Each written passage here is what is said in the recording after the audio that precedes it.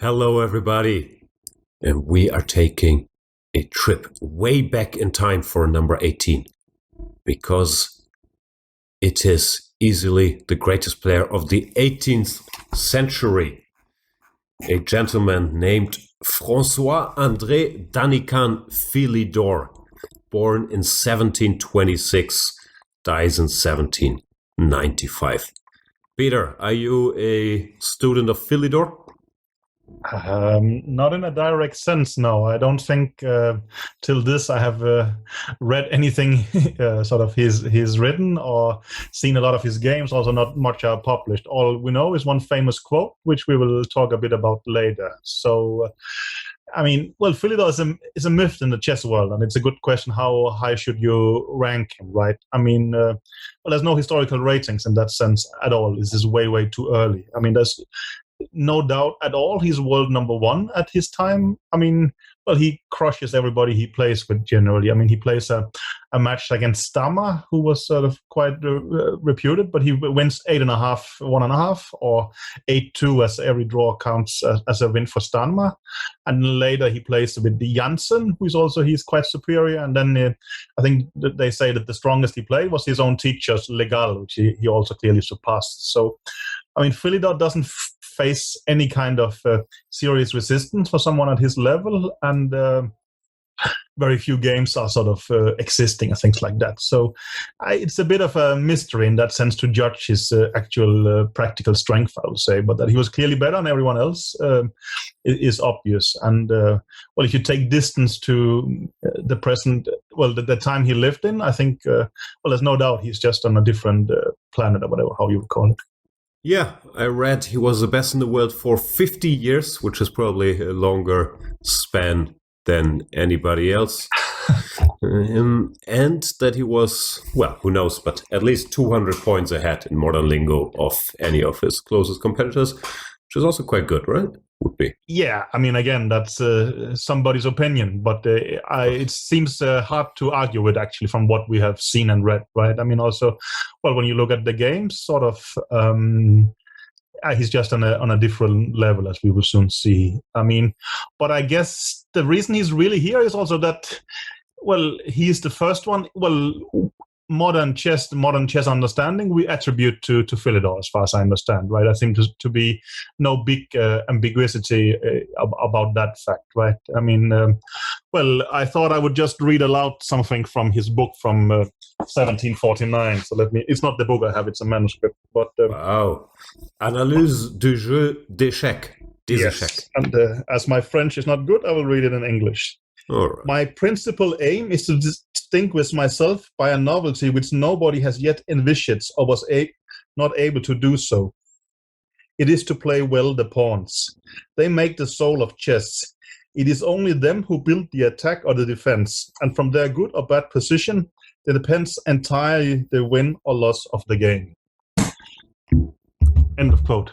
Yeah. But that holds up till today, I think, right? I would say so. What I'm a bit confused by, this wasn't really consensus even a century later, no? They would still play a lot of gambits and go for sharp piece play. Yeah, but very much so. But that's also what makes him so modern, that it takes it takes a while for him to get his will, right? In that sense. I think also, I forgot which name of the school that comes after him. Maybe it's the Modernist school or whatever it's called. But they were much more aggressive and such, and didn't seem to, despite they actually had his writings, they didn't take it, as a fact. And of course also, he did invent the Philidor defense, trying to break with f5 and such, and that doesn't really work too well tactically when he mates. But no, it does have a sound core, though, right? Exactly. There is logic behind it, but it's not sort of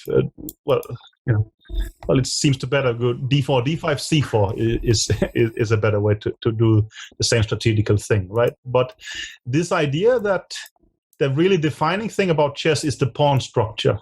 That basically stands till today. Right? When you look at position, the first thing you actually, I think, your intuition spots is how the pawns are distributed at the board, right? And that here, I think he formulates spot on, and that still stands here 271 years later. So, and as far as I understand, he's by far the first one to recognize that fact and such. And well, that is maybe not alone enough to get into the Hall of Fame, but I mean, well, also he was just clearly the best player for a long time. And I think some has argued that well, you could also have him as number one. That I think well, you need to have some competition to get there, as far as we understand, right? But I mean, yeah, it's an inexact science, obviously, but I think it does stand apart from these other figures that we covered from the 19th century in that he's just so far ahead of everyone else. And for instance, we have him higher on the list of La Bourdonnais, who actually, I mean, crushes many more peoples in matches and have many more populist games. But Philidor seems to have a considerably bigger dominance over his time, and then he also has this kind of intellectual thing that he added to and such, right? But Philidor is disputed by many. I think sort of, he shouldn't be on a list. Others says he should be very high and such. If you look at others who's been doing this project, so it's a difficult one to place. And also, well, unfortunately, we don't have his games against Stammer and Janssen, so it's hard to judge his practical superiority. We only know the results, right? He played a lot of games with pawn odds, no? Those were the times. Yeah, I mean, often pawn odds, 2 move odds. We see the starting position here. Mm-hmm. Yeah, well, it's also weird. I mean, if that's the only way you can play reasonably, that's how you do it. It's actually, in chess, we don't do it because it's too big a thing. But let's say the other classical board games like Go or Shogi, it's completely natural to play with a handicap like this. I mean, I have played quite some professionals in Shogi where I have a rook and a bishop extra or a rook. And well, I think my level is that with rook and bishop, I can beat professionals. With a rook, I have no chance, basically. So, I mean, that seemed to be the some point in chess as well, right? Now less so. You can only beat professionals with rook and bishop up in chess? Shogi, not in chess. In chess, no, it's because you say it's the same in chess. Yeah. No. I mean, well. The odds giving. Okay. Yeah, odds giving, but I mean, much smaller scale. Anyway, I mean, it's strange to choose this game, but there is not so many games from Philidor to choose from, simply. And, well, we want to talk about pawn structures, and, well, here you get the difference between someone who knows about pawn structures and someone who doesn't.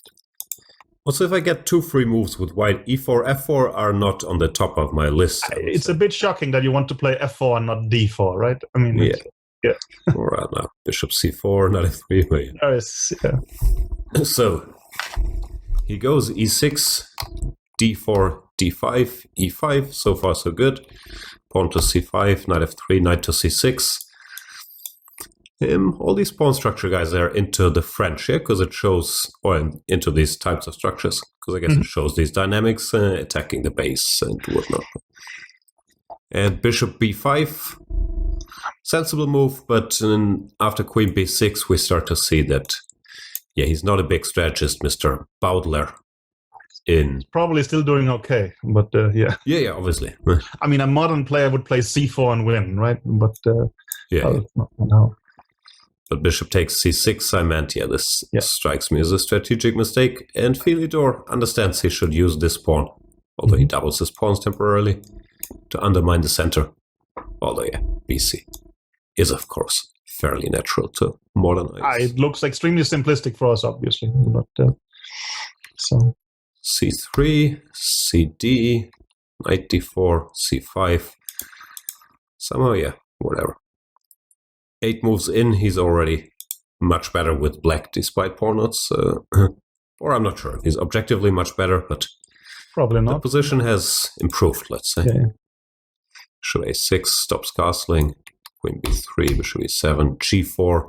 Another thing that Philidor now understands is that he can break this pawn chain with h5. That's why he's not ready to play h3, which once again is obvious, but still a topic we see a lot today in whatever. The Berlin, the King's Indian, the bayonet attack. And good timing before white is ready to play h3. Gh, rook takes, knight g5, and he takes, luring this pawn away from the center, knight e7. But it's basically about positions like this or similar, right? Maybe the queens get exchanged later, I think, right? But Yeah, right now. I mean, you can see that. Well, no, that's the point. I mean, black has a great pawn structure, and he also understands that the pawn structure is very defining, right? I mean, the knight can go to f5. There is weaknesses here and there. I mean, well, this is obviously one player who has an idea about how to play chess, and another one who doesn't. It's not a great example because the opposition is way too weak, right? And that's also why we have difficulties putting Philidor on some kind of reasonable spot, right? But it's sort of it's obvious all black's pieces are. Well, not the pieces, but the pawns are on the right squares, making room for all the pieces, right? So, well, of course, it's a horrible game from White's perspective. But a lot of these moves, like queen b6, one probably also wouldn't play because it improves black structure so much again. But that's the point. I didn't think about these things at the time. I mean, moves like bishop takes c6, moves like g takes h5, and moves like queen takes b6, it just hurts your eyes, right? I mean... Yeah. It improves black's pawn structure, and I mean, to a horrible degree. So, no. Yeah. The finish is also done smoothly. I'm not sure. I guess you would have included this rook at some point, but without looking at an engine, I will guarantee you there's more than one way. Yeah. So. Wow. Deep understanding. Confidence. C4. Still all about the pawn structure. I might have been tempted to play rook d1. Who knows? It doesn't look bad either. No?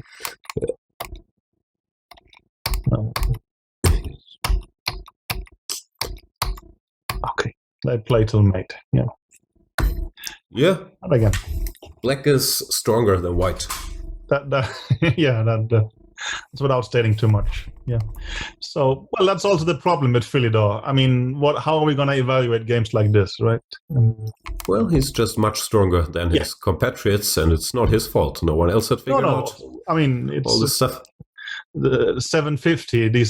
What's the exact date of the game? 1788. So it's actually extremely late. This is very late in his career.